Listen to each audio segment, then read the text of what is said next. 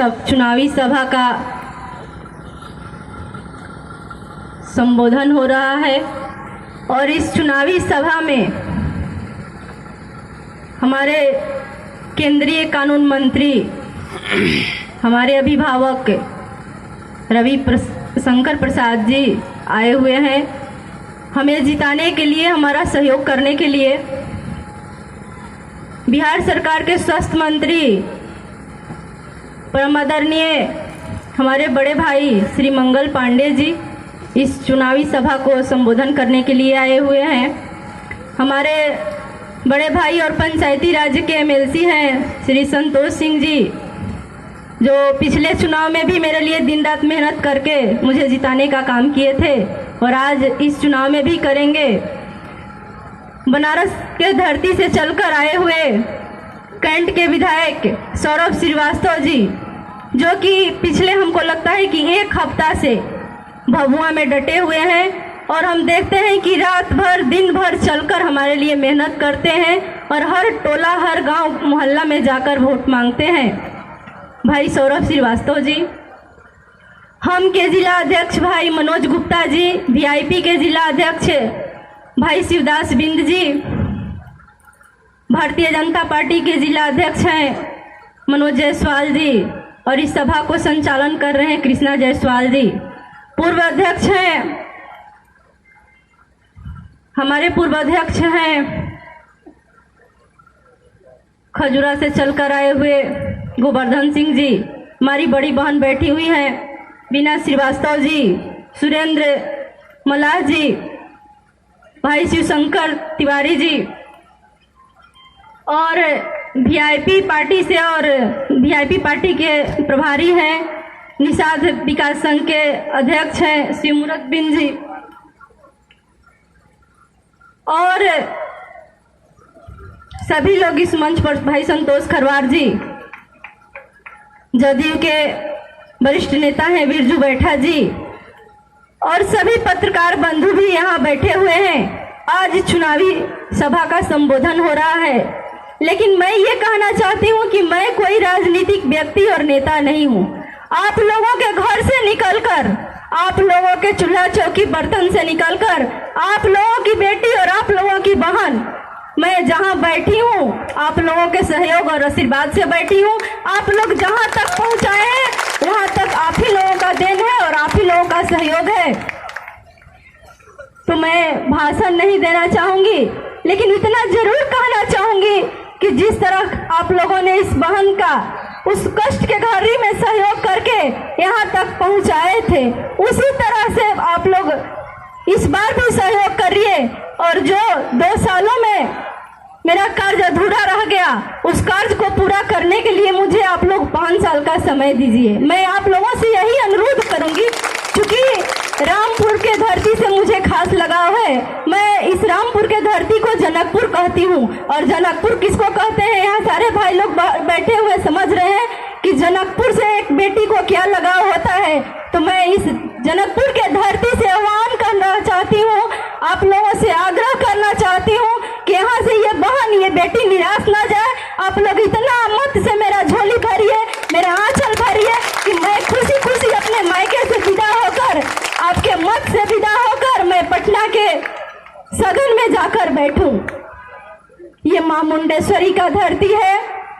मित्रों, हमारे देश में नारी का सम्मान होता है, हमारे देश में नारी को पूजा जाता है और मित्रों हमारे जिला में मां मुंडेश्वरी का स्थान भी है, नवरात्रि का समय भी है।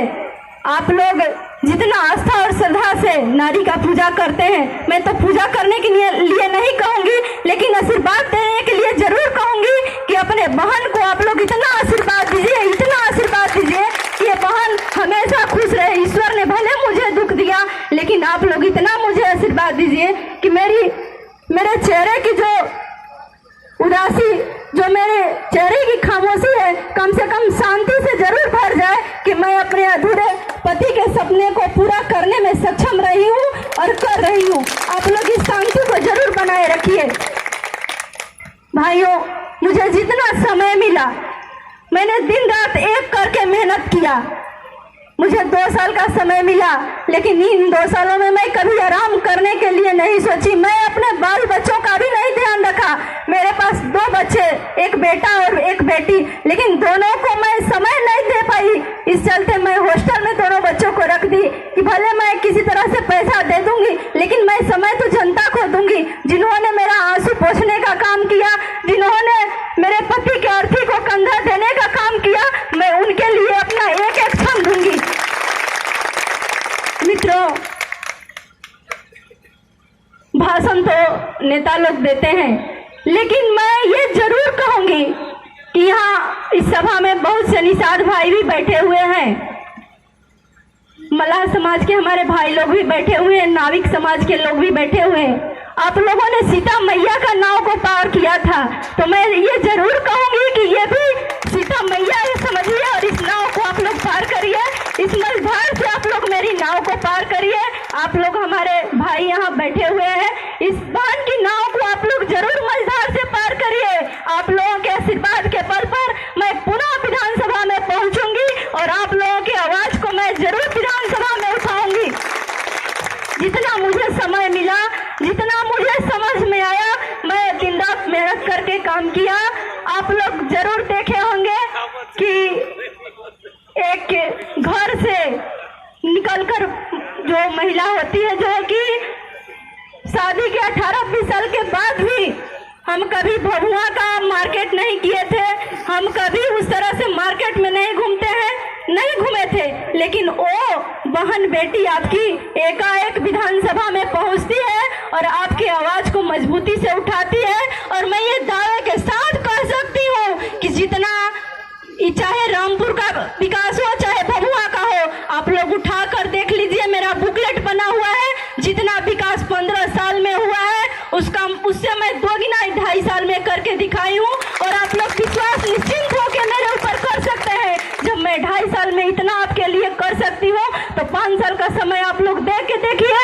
मैं विश्वास और वादा के साथ कहती हूँ कि जितना मेहनत की हूँ, उतना करके पूरे दम खम के साथ आपके क्षेत्र के एक भी विकास का कार्य अधूरा नहीं रहने दूंगी। आपके बेटी के नाते ये वादा करती हूँ, आपकी बहन के नाते ये वादा करती हूँ कि मैं एक एक समस्या को दूर करूंगी और वो समस्या मेरी होगी, आपकी समस्या मेरी समस्या होगी।